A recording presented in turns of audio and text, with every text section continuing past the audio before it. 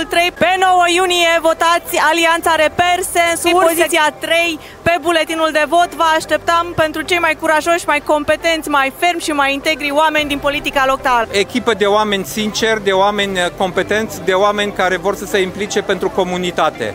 Nu pentru ei, pentru comunitate. Sectorul 3 este locul în care am arătat că Partidul Reper este un partid deschis pentru a susține candidații independenți și a face alianțe pentru cei cu care avem valori comune. Și aceste alianțe sunt importante, pentru că izolarea și acest sentiment că ești singurul care și că totul ți se cuvine și merită, este un sentiment care ne-a dus la multă lume dezamăgită.